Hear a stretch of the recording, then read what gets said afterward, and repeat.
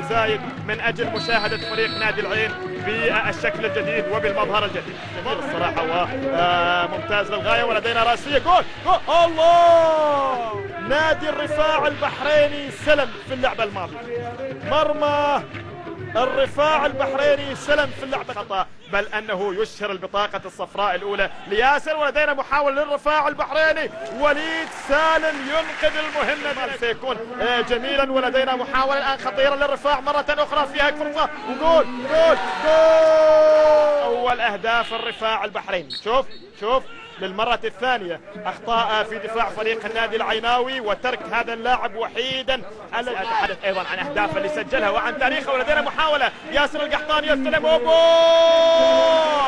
عندنا فرق قيادية، يعني الوصل العين الشارجة الأهلي. ولدينا محاولة عيناوية فيها خطورة، وحكم المباراة في اللعبة الماضية يستدعي في الموسم القادم، لكنهم واثقون بأن العيناوي سيكون مع المتعة. ولدينا محاولة موجودة وسقوط ياسر القحطاني.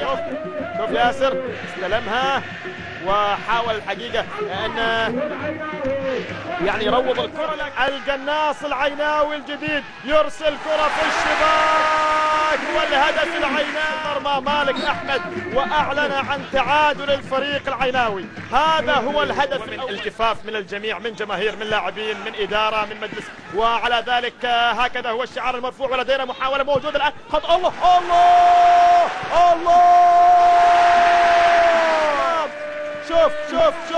شوف الكرة وضعت بهذه الصورة المثالية العارضة، حرمت العيناوي، لكن بعد ذلك مال الله يرفض أن تمر الكرة إلى الوهيبي للأمام ناحية ياسر القحطاني، يحاول فيها وفرصة عيناوية. ياسر مرة أخرى يحاول، ياسر يستلمها، يحاول المرور. عبد العزيز فايز، هذا هو عبد العزيز، يرسلها إلى الأمام، والعيناوي هو اللي فايز حتى اللحظة. محاولة خطيرة، لا زالت خطيرة، والمحاولة موجودة داخل منطقة الجزاء، تعود إلى الخلف داخل منطقة الجزاء. الله، المحاولة مستمرة، خطورتها قائمة، ضغط عيناوي، حصار للزعيم، تصويبة قوية. دفاع عبد الله بن محمد بن خالد آل نهيان بالكشف عن شعار نادي العين.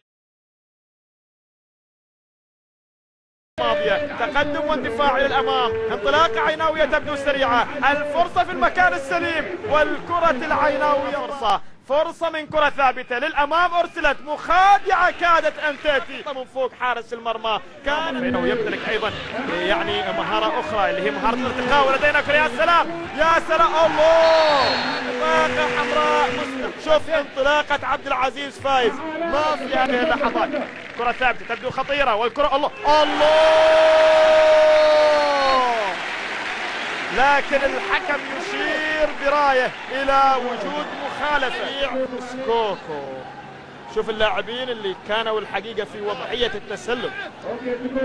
ربما الكرة فقدت خطورتها، تحولت مرة ثانية للرفاع. هذه الكرات اللي أتحدث عنها، شوف الكرات الطويلة دائما يعاني من خلالها دفاع فريق نادي العين. مرور وتقدم وفرصة، وليد سالم يلقي في أذهان مشجع العين مع هلال سعيد. فرصة ومحاولة عيناوية فيها الثالث. أرمية السعداء. شوف المرور، ولاحظ التقدم من جانب هداف عبد الله، وجد نفسه في مواجهة حارس المرمى ووضع الكرة في بمن حضر. وهلال سعيد الآن يرسل كرة، ورامي يسلم إلى الأمام. هلال يحاول جول.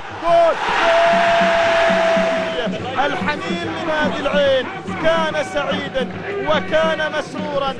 هداف وتقدم، وفرصة لا زالت قائمة. هداف يقنع كوزمن بالدقائق اللي نزلها. والله الله الله الله الله الله. ثانيا، ولا توجد رمية من دون رامي. شوف رامي يسلم، هو اللي سجل الكرة. المثل الشهير، رب رمية. هلال سعيد يستلمها، لا زالت موجودة، والمرور والفرصة العيناوية، والكرة خطيرة إلى خارج البحث عن هدف سادس. قوية الكرة، حارس المرمى في المرة الأولى، والفرصة لا زالت موجودة، والفرصة العيناوية فيها جانب بندر محمد، والكرة وضعت في الشباك البحر. ذكر تدريب أجراه كوزمن. هنا محاولة خطيرة، السابع